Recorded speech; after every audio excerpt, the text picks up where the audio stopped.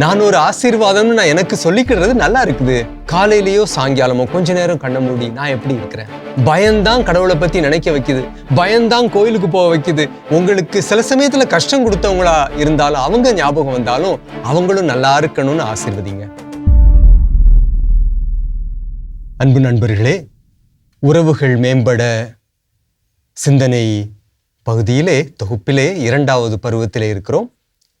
உங்கள் எல்லாரையும் தந்தை ஜெமி, தந்தை சந்தியாகு மற்றும் மாதா தொலைக்காட்சி நண்பர்கள் சார்பாக அன்போடு வாழ்த்துகின்றேன்.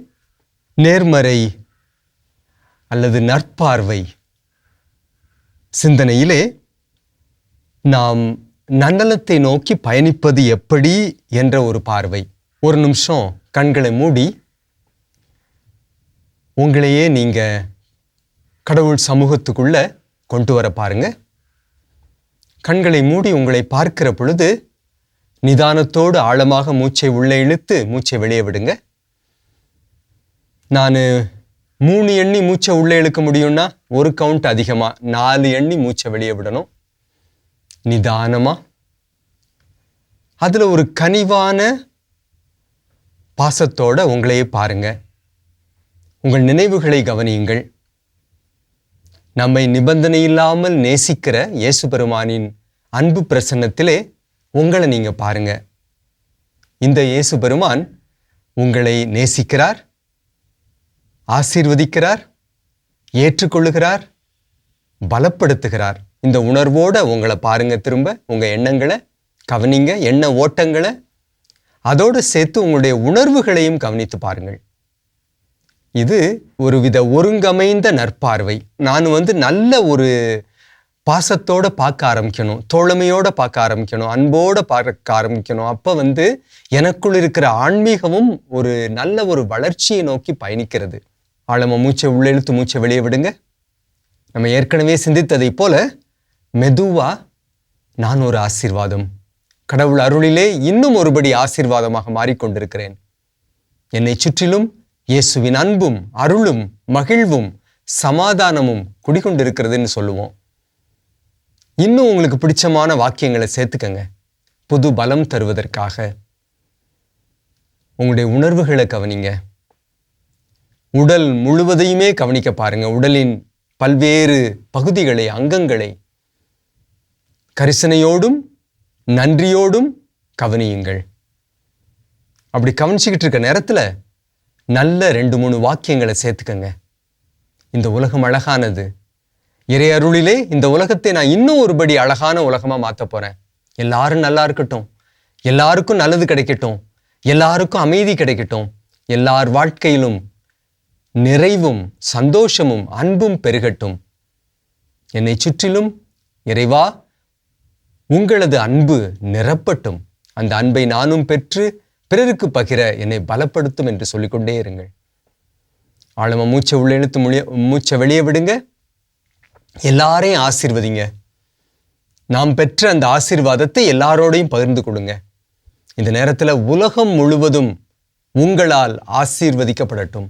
உங்கள் குடும்ப உறுப்பினர்களை மட்டுமல்லாது, உங்களை நேசிக்கிறவங்களை மட்டுமல்லாது, உங்களுக்கு சில சமயத்தில் கஷ்டம் கொடுத்தவங்களா இருந்தாலும் அவங்க ஞாபகம் வந்தாலும் அவங்களும் நல்லா இருக்கணும்னு ஆசீர்வதிங்க.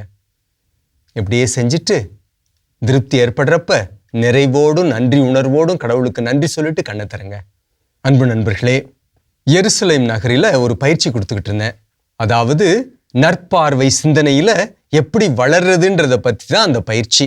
அப்படி பயிற்சி கொடுத்துக்கிட்டு இருந்த நேரத்தில் நான் உங்களுக்கு இப்போ கொஞ்ச நேரத்துக்கு முன்னாடி சொன்ன மாதிரி ஒவ்வொரு பங்கேற்பாளரையும் ஞாபகப்படுத்துங்க.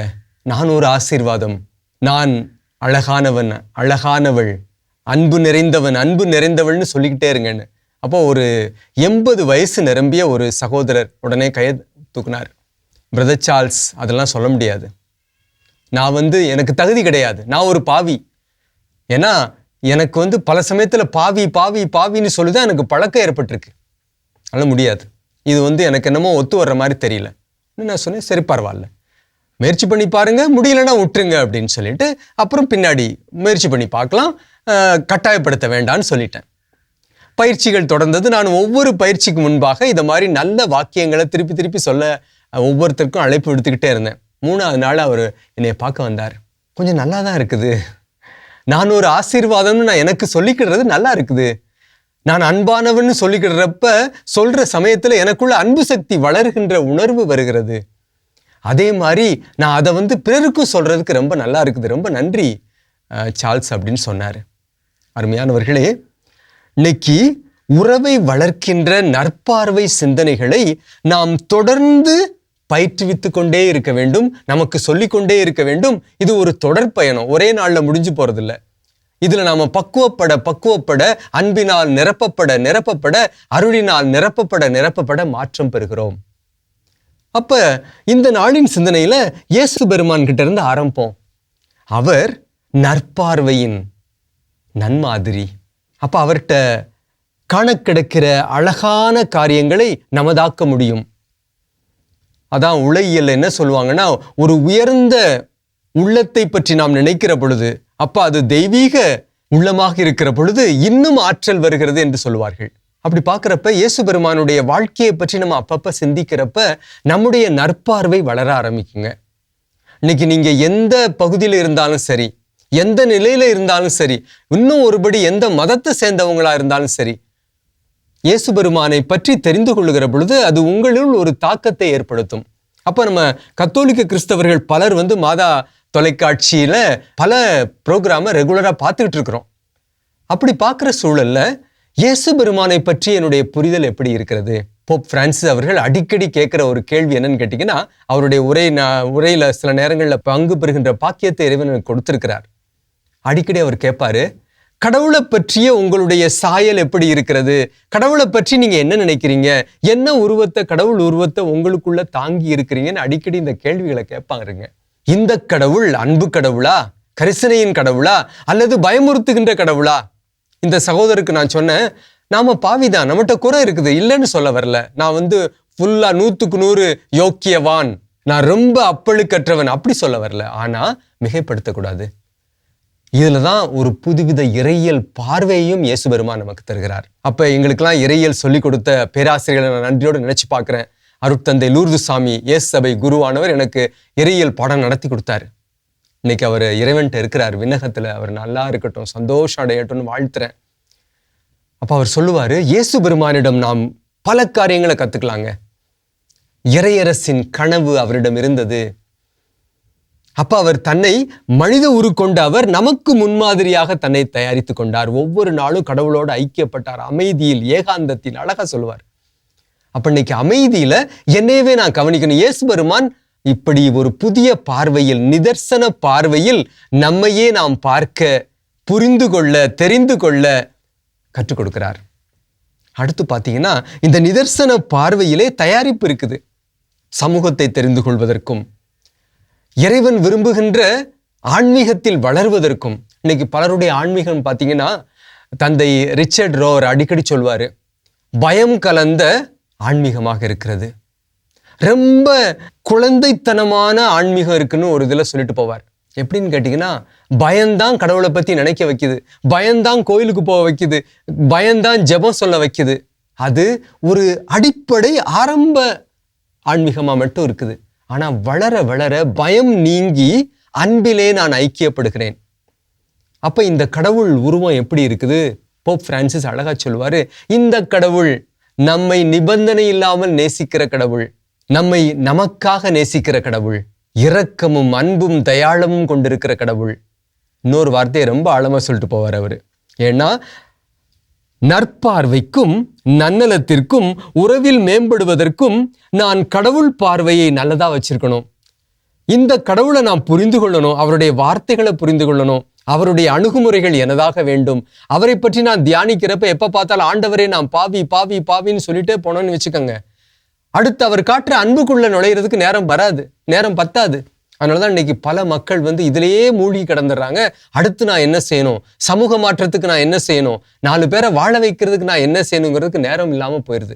நிச்சயமா நான் குற்றங்கள் குறைகள் குற்றங்கள் புரிந்து நான் குற்ற பழி உணர்வில் தவிக்கிற பொழுது கடவுள்கிட்ட போய் மன்னிப்பு கேட்கணும். அது இல்லைன்னு சொல்ல மாட்டேன், ரொம்ப நல்ல காரியம். பாவ சங்கீதம் அழகா திருச்சபை நமக்கு வாய்ப்பை கொடுக்குது. குருவானவர்கிட்ட போய் இயேசுவை அங்கு சந்தித்து என்னுடைய பாவ அறிக்கையிட்டு முடிஞ்சு போச்சு. அதோட இறைவன் நம்மை நேசிக்கிறார்.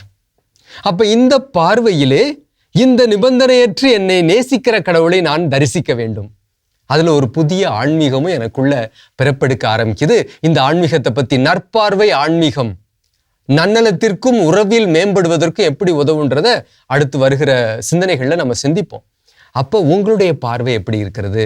திரும்பவும் தந்தை லூர்து சாமி அவர்கள், இயேசு சபை குருவானவர், அவர் சொல்றப்ப சொல்லுவாரு, இயேசு பெருமான் அவர் அந்த அருமையான நற்பார்வை கொண்டிருந்தார். அவருடைய பேச்சில படைப்பாற்றல், சமூகத்தை அவர் தெரிஞ்சுக்கிட்டாரு, தெரிய கற்றுக் கொடுத்தாரு சீடர்களுக்கு. படைப்பாற்றலோடு நல்ல செய்தியை கொண்டு வந்தாரு, நல்ல கதைகளை கொண்டு வந்தார், உருவகங்களை கொண்டு வந்தார், புரிகிற மாதிரி சொல்லி கொடுத்தார். இதான் உலகம், இதான் ஆன்மீகம், இதான் இறைவன் விரும்புவது. இறைவன் அன்பு, அன்பானவர். அந்த அன்பை நிஜப்படுத்துவதற்கு அவர் கற்றுக் கொடுத்தார். அந்த கடவுளை நம்ம எப்படி புரிந்து கொள்ளணுங்கிறதுக்கும் அவர் பல உதாரணங்களை காட்டினார். லூக்கா நற்செய்தி 15வது அதிகாரம் 11வது வசனத்திலிருந்து படிச்சு பாருங்க. அதுல என்ன இருக்குது? காணாமற் போன மகன் உவமை அழகா அதுல சொல்லப்பட்டிருக்குது. இதுல தந்தையாகி இறைவனை பற்றி ஒரு அழகான செய்தி இருக்கு. இந்த தந்தை யாருன்னா, ரொம்ப நம்மளை நேசிக்கிறவர், இவருக்கு அன்பு செய்ய மட்டும்தான் தெரியும் அப்படின்னு விவிலிய ஆராய்ச்சியாளர்கள் சொல்லுவாங்க. தந்தை லூர்து சாமி அதை மேற்கோளிட்டு காட்டுவார். இந்த இறைவன் அந்த மகனை போயிட்டான், வேற வழிக்கு போயிட்டான்.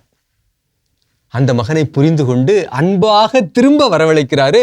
அவருக்கு நேரமே இல்லை அந்த அவனுடைய பாவங்களை பட்டியலிட்டு காட்டுறதுக்கு. மாறாக அவனை புது மனிதனாக மாற்றி அவனுக்கு ஒரு புது தெம்பு கொடுக்குறாரு, புது வார்த்தை பேசுறாரு, விழா கொண்டாட பார்க்கிறாரு, விருந்து வைக்கிறார். அதுல மிக மிக உன்னதமான காரியங்கள் இருக்கு. அதனால இந்த தந்தையை பற்றி சொல்லுகிற பொழுது இறைவன் இந்த தந்தை வடிவில் நமக்கு ஒரு உதாரணத்தை காட்டுறார். உன்னை நான் நேசிக்கிறேன், உன்னை பலப்படுத்துறேன், இந்த அன்பில் நிரம்பி வளர ஆரம்பி, வாழ ஆரம்பி, நீயும் வாழ்ந்து பிறரையும் வாழ வைக்க ஆரம்பி என்ற ஒரு அழகான இறையியல் செய்தியை கொண்டு வருகிறார். அப்ப பாத்தீங்கன்னா அப்ப என்ன நடக்குது? எனக்கு இந்த தந்தையின் அன்பு, அருள் என்னை நிரப்பிக்கொண்டே இருக்கிறது. இதை நான் உணரணும். அது நான் அமைதியில், அருளில் உணர முடியும். இந்த இறைவனை பற்றி புரிந்து கொள்ளணும். அப்ப நீங்களும் இதை பத்தி படிக்கணும், நல்ல விதத்துல புரிந்து கொள்ளணும். இன்னைக்கு போப் பிரான்சிஸ் அவர்களுடைய கடிதங்கள் எல்லாம் படிச்சு பாருங்க. உங்க பங்கு தந்தையிட்ட கேளுங்க, கொடுப்பாங்க. அதெல்லாம் அதை வாசிங்க. அப்ப நாம் காட்டுகின்ற இந்த இறைமகன், இறைவனுடைய சாயல் அழகானதாகவும் உற்சாகம் தருவதாகவும் ஈடுபாடு தருவதாகவும் என்னை நிதர்சன பார்வையுள்ள ஒரு மனுஷனாகவும் மனுஷியாகவும் மாற்றுகிறது. அப்ப என் சமூகம் எப்படி இருக்கு அதை பார்க்கணும். இயேசு பெருமான் அந்த தெளிவு பெற்றிருந்தார். அப்ப அந்த சமுதாயத்துல இருக்கிற நல்லதெல்லாம் பாராட்டினாரு. ஏழைகளே பேறு பெற்றவர்கள், ஏழைகளே நீங்கள் பேறு பெற்றவர்கள் சொன்னார். எளிய மனம் கொண்டவர்களே நீங்கள் பேறு பெற்றவர்கள், நல்லது செய்யறவங்களே நீங்கள்லாம் பேறு பெற்றவங்க.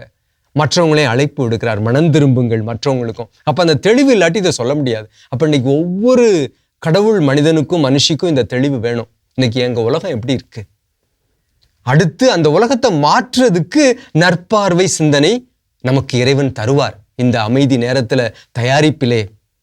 அப்புறம் சேர்ந்து செய்யறது, எல்லாருக்கும் அந்த உற்சாகத்தை கொடுத்து வாழ வைக்கிறதான் இறையரசின் கனவு. இயேசு பெருமான்ட்ட அந்த இறையரசின் கனவு இருந்துச்சு. அது என்ன? எல்லாரும் எல்லாம் பெற வேண்டும், எல்லாருடைய வாழ்க்கையிலும் சுபிட்சம் வேணும், மாற்றங்கள் வேணும், சந்தோஷம் வேணும், அருள் வேணும், எல்லாருக்கும் போதுமான உணவு உடை கிடைக்கணும், நல்ல மகிழ்ச்சி கிடைக்கணும். அதான் ஜெபிக்கவும் அவர் கற்றுக் கொடுத்ததை பார்க்குறோம். அந்த விண்ணக தந்தையை நோக்கி ஜெபிக்கிற ஜெபத்தை. ஏன்னா மக்களுக்கு ஜெபிக்க தெரியல, பயந்து ஜெபிக்கிற ஆளுங்களா இருந்தாங்க. அதனாலதான் ஆரம்பமே அந்த ஜெபம் போற்றுதல் ஜெபமாக மாறுகிறது. அங்கு ஒரு அழகான ஒரு புது செய்தியும் வருகிறது. அப்ப நற்பார்வை சிந்தனைக்கு இந்த இயேசு பெருமானை தெரிந்து கொள்வோம், அவருடைய வார்த்தையை தெரிந்து கொள்வோம், அது நமக்குள்ள வரட்டும், அதை பற்றி தியானிப்போம். அடுத்து என்ன ஆயிரும்னா, அதை பகிர்ந்து கொள்வதற்கும் இறைவன் நமக்கு வாய்ப்பு கொடுப்பார் பிறரோடு. அதை படைப்பாற்றலோடு கொடுப்பதற்கும், அதுல பயமுறுத்தி கொடுக்காம உற்சாகப்படுத்தி, யார் அந்த செய்தியை கேட்டாலும் உள்ளத்தில் குத்துண்டார்கள், உள்ளத்தில் அது சென்று சேர்ந்து மாற்றத்திற்கான ஒரு அழைப்பை கொடுத்தது என்ற ஒரு செய்தியை நம்ம பார்க்கிறோம். இதாங்க இந்த நற்பார்வை ஆன்மீகத்தினுடைய அழகான ஆரம்பம்.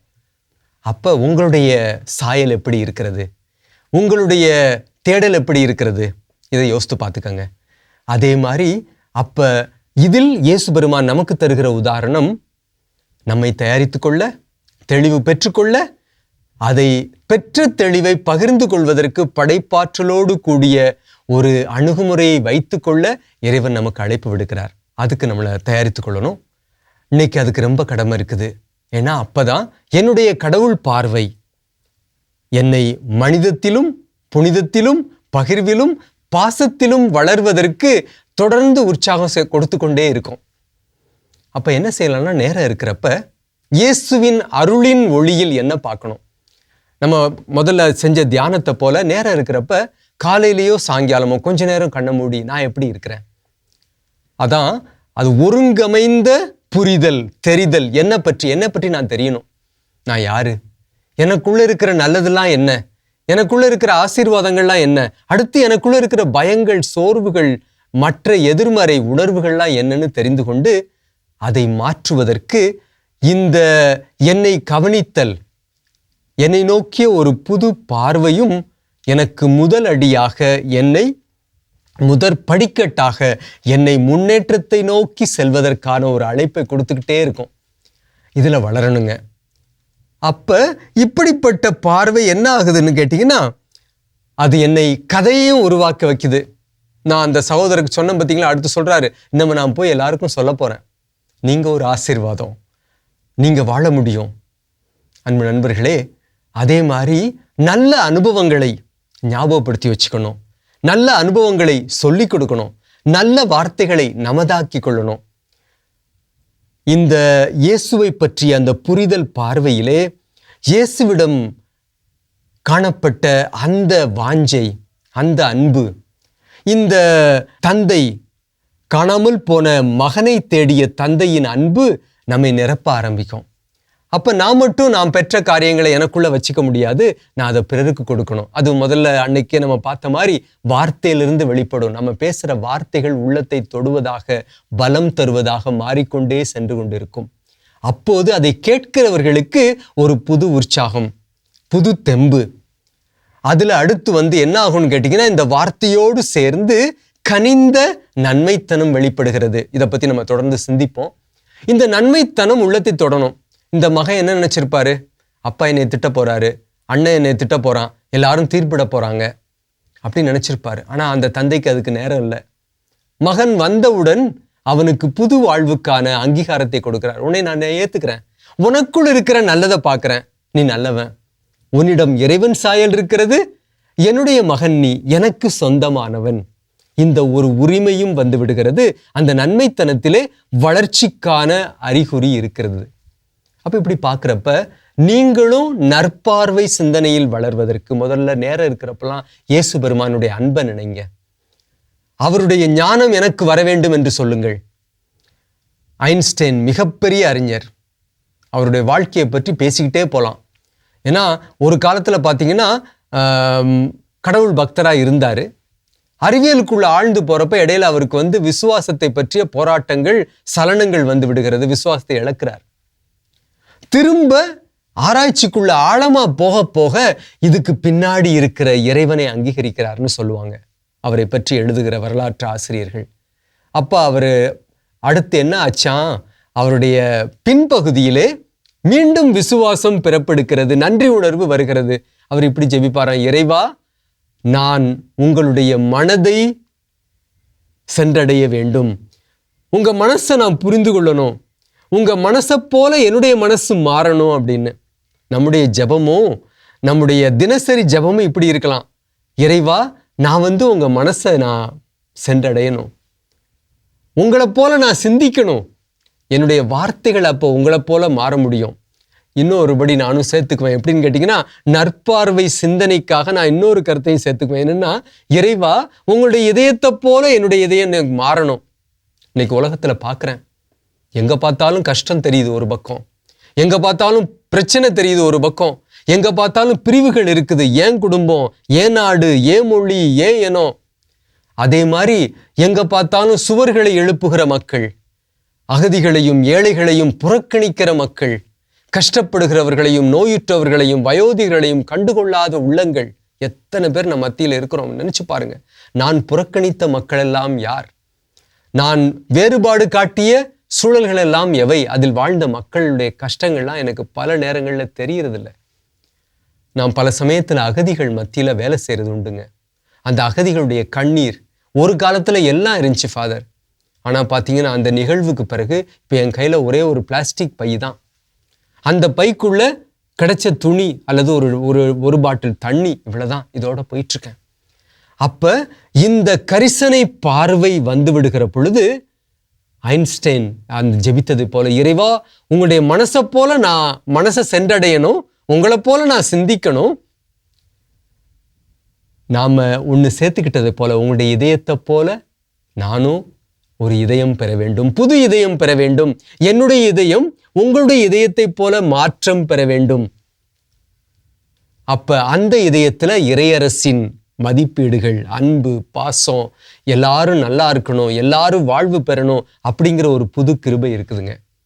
அப்ப எந்த பிரச்சனைகளை நாம் சந்தித்து கொண்டிருக்கிறவர்களாக இருந்தாலும் சரி, இந்த ஒருங்கமைந்த தெரிதலிலே, அமைதியிலே, அதை முதல்ல நம்ம இறை சமூகத்திலிருந்து, இறை ஒளியிலிருந்து, இறை பார்வையிலிருந்து, இறைவனுடைய இதயத்திலிருந்து நம்ம அதை பார்க்க முடியும். அப்ப இறைவா என் வாழ்க்கையில் இன்னைக்கு ஒரு போராட்டம் வந்திருக்கு, ஒரு நோய் கொடுமை வந்திருக்குது, ஒரு தோல்வி வந்திருக்குது, எங்க குடும்பத்துல ஒரு பிளவு வந்திருக்குது, எங்க உறவுல விரிசல் வந்திருக்குது, என் கணவர் என்னை புரிந்து கொள்ளல, மனைவி என்னை புரிந்து கொள்ளல, விவாகரத்துன்னு போக பார்க்கறா, பிள்ளைங்க எங்களை விட்டு பிரிஞ்சுட்டு போயிட்டாங்க. அப்ப வாங்க அமைதியில இயேசுவோட சேர்ந்து, அவருடைய இதயத்தோட சேர்ந்து, அவருடைய சிந்தனையோட சேர்ந்து அதை பார்ப்போம். அமைதியில கொஞ்ச நேரம் பார்ப்போம். அதான் அறிஞர்கள் சொல்லுவாங்க, அப்படி நான் அமைதியில பார்க்க ஆரம்பிக்கிறப்ப ஒரு நிதர்சன பார்வை வருகிறது. அதோட அமைதியில ஜீசஸ்ட கேட்கணும். எனக்கு இறையியல் சொல்லிக் கொடுத்த தந்தையர்கள்லாம் இதுதான் சொல்லுவாங்க, இயேசுவோடு அந்த சூழலுக்கு நுழையணும், அமைதியில காத்திருக்கணும், அருள் கேட்கணும். அப்ப என்ன ஆகும்னா, அதனுள் இருக்கிற நல்ல காரியங்களும் எனக்கு புலப்படும், சவால்களும் எனக்கு புலப்படும், புதிய ஞான வெளிச்சத்தையும் இறைவன் எனக்கு கொடுக்க ஆரம்பிப்பார். எனவே அருமையானவர்களே, இந்த நற்பார்வை நல்ல சிந்தனைகளிலே நம்மளை நாம தெரிந்து கொள்வோம், அன்போட பார்ப்போம். இங்க இன்னொரு கவனம் என்னன்னு கேட்டீங்கன்னா, இந்த தந்தை அதிகமாக நேசித்த அந்த தந்தை ஓடிப்போன மகனை ஏற்றுக்கொள்ள தந்தைகிட்ட என்னன்னு கேட்டீங்கன்னா, ஒருவித நிபந்தனை இல்லாத கரிசனை இருக்கிறது, நிபந்தனை இல்லாத பாசம் இருக்குது. அதே மாதிரி ஒரு நடுநிலையோடு எதையுமே பார்க்கக்கூடிய ஒரு சாந்தம் நிறைந்த ஞானம் இருக்கிறது. இதை இறைவன் நமக்கு தர வேண்டும் என்ற அருளையும் இறைவனிடம் கேட்போம். அப்ப அதுல ஒருபடி வளர்றதுக்கு நல்ல வார்த்தைகளை சேர்த்துக்கொள்வோம். அப்ப இந்த சிந்தனையை முடிவுக்கு கொண்டு வர்ற நிலையிலே, நான் எந்த நிலையில் இருந்தாலும் இறைவன் என்னை நேசிக்கிறார், என்னை ஏற்றுக்கொள்கிறார். நானும் படிப்படியாக நான் என்னை ஏற்றுக்கொள்ள ஆரம்பிக்கிறேன், அடுத்து என் சமூகத்தை ஏற்றுக்கொள்ள ஆரம்பிக்கிறேன். இறையரசின் கனவை நான் தாங்கி இருக்கிற பொழுது ஒவ்வொரு நாளும் ஏதாவது நான் செய்வேன், உலகத்தை நல்லதாக்குறதுக்கு. ஏதோ ஒரு நல்ல வார்த்தையை பேசுவேன், ஏதோ ஒரு நல்ல முயற்சி கொடுப்பேன், ஏதோ ஒரு உதவி செய்வேன், ஏதோ ஒரு காரியத்தை சரி செய்வதற்காக என்னாலான படைப்பாற்றல் மிக்க முயற்சிகளை செய்வேன். அது எழுத்தாக இருக்கட்டும், அது ஒரு கவிதையாக இருக்கட்டும், அல்லது ஒரு முயற்சியாக இருக்கட்டும், ஒரு உதவியாக இருக்கட்டும், இவை எல்லாமே உலகை அழகுபடுத்த முடியும். எனவே அன்புக்குரியவர்களே, நற்பார்வை சிந்தனையிலே தொடர்ந்து நம்மை புரிந்து கொண்டு பிறரையும் ஆசீர்வதிக்க இறைவன் நம் எல்லாருக்கும் பக்குவங்களை தரட்டும். நன்றி. எங்களுக்காகவும் ஜெபித்துக் கொள்ளுங்கள். இன்னைக்கு பலர் டபக்குன்னு முழுங்கிட்டு போயிட்டே இருப்போம். ஏன்னா நேரம் பத்தலை யோசிக்கிறதுக்கு, நன்றி சொல்றதுக்கு. அன்போட அதை சுற்றி வர்றேன், என்ன உணர்வு வந்துச்சு, என்ன எண்ணம் வந்துச்சு, திருப்பி பார்க்குறேன், இயேசு பெருமான்கிட்ட கொடுக்குறேன். எல்லாமே பசுமே ஆயிடுறப்ப அவங்க நற்பார்வை சிந்தனையாளராக இருக்கிறது இல்லை. தாக்கங்கள் நமக்குள் வர ஆரம்பிக்கிற பொழுது நம்ம சும்மா இருக்க முடியாது.